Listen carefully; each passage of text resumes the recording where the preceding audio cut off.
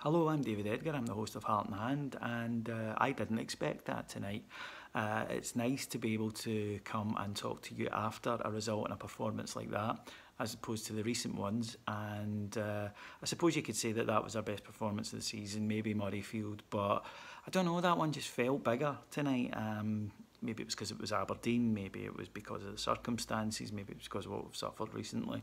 But that one you could at least hope for a bounce, the post-Pedro bounce, and we didn't have any of that tonight going into it. It was cards on the table.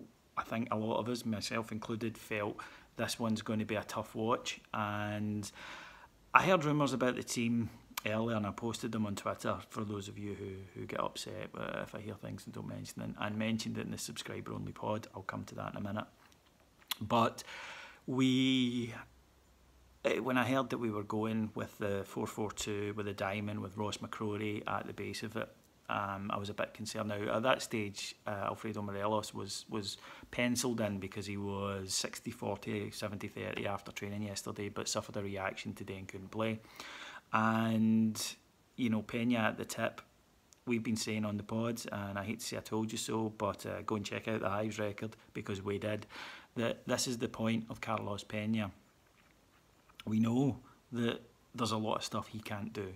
We know that there are a lot of weaknesses in his game, but maybe we have to focus on what he can do as opposed to harping on about what he can't do. He is terrific at ghosting into the box and getting on the end of things. He's got 5 goals in 5 games, and we don't have a lot of options. And if it's a case of trying to fit in a guy like that because the gamble might pay off, or a case of putting in someone who there is no gamble because he'll run about a lot and he'll put in a work but he won't do you what you need him to do, I think we've got to go with the kind of the maverick and accept that there will be times that he drives us nuts. If we get someone in who's better, great, but otherwise all we're doing is sitting devaluing an asset, and I think that that's something that we've seen before happen at Rangers, and we're not interested in. I thought the first 45 minutes he was terrific. The game itself, right from the start, key difference from the last 2 matches is that Rangers did exactly in that opening spell what they had done in the last 2 matches, but with one major difference: we scored. Simple as that. And it was a stonewall penalty kick. I loved the audacity of the Sheep players pretending that it was somehow an injustice. The guy absolutely cleaned out Jason Hall, who got to the ball first. Sure, the guy didn't mean it, but shit happens. And well done to James Tavernier for stepping up and putting it away, because I know I was thinking, who's going to hit these? And I thought maybe Kenny Miller, but Tav wanted it, took it brilliantly, put it away, did the right thing in those circumstances. Don't try to be fancy, just get it in the net, and he did.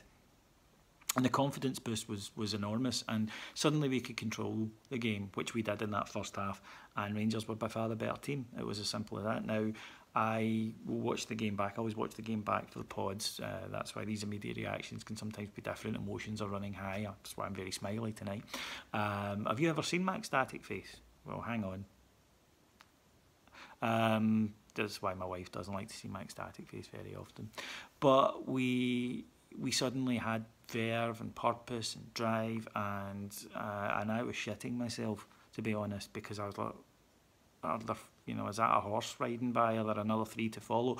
It was just terrific to watch, and Aberdeen couldn't cope with us in any aspect of the game. We were quicker, we were stronger, we were more physically imposing, and everywhere you looked, a Rangers player wasn't just playing okay or not bad. They were playing well in every position, and when we got that second, you did think at that point we could go on and put this away before half time.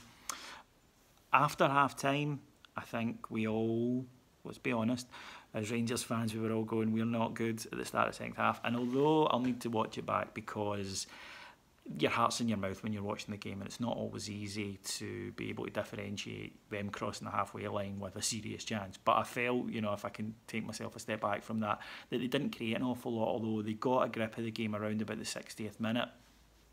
And we were starting to drop back, and that may have led to problems for us up until we got the goal. Looked off to me, but and after that we cruised, and go through the players. I thought they all played well. I really did. And from Wes in goal, who played with his usual authority, and he's been one of the standouts this season for me. Apart from one moment where we saw first season Wes and I shat myself, real Long John liner at that moment. But after that, and it was real Long John weather. But after that, I thought he was pretty composed. Tav was excellent, and that's fantastic because he was really bad the other evening, really bad. And instead we got the James Tavernier we love to see, where he was just totally on his game. His attacking was good, his defending was on point. Alves and Wilson, I thought, strolled it. Declan John played well going forward, although a couple of defensive issues. We know that's in his locker, there's no point berating him for that. We need to again look at what he can do. McCrory was fantastic. McCrory was outstanding. Matthias Sammer tonight, ginger and commanding. And who knew that he could do that? Well, obviously Graham Murray did, and he'll get the praise he deserves in a wee minute. But he was fantastic. Loved that performance from him, and we really need to look after this boy, get him tied down on a contract because he's a good player. So moving forward, I thought Holt and Jack did very well. With Jack in particular, I picked out the other night that I didn't really get why he was going forward, but tonight he really played like a player with a point to prove. He wanted to get it right up the sheep, and I think he succeeded. And the fact they hate him so much tells you a lot about the job that they think he can do for us. And I saw a lot of criticism of Ryan Jack at the weekend on social media and Rangers websites. I don't really go along with it. I think that he's had some poor performances, but they all have, and I think overall he's shown to be a decent signing. Then we come to the front three, as I say. Peña was terrific, tired, maybe could have been taken off earlier, and when Candeias came on, it brought legs and energy at a time that we needed it.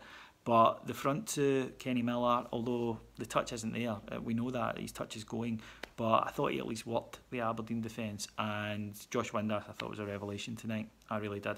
When I heard he was playing up front, but he worked very, very hard, but more importantly, he was dangerous, and he hurt the Aberdeen defence. They were frightened of him. Every time he got the ball, he was turning them and running at them, and they hated it.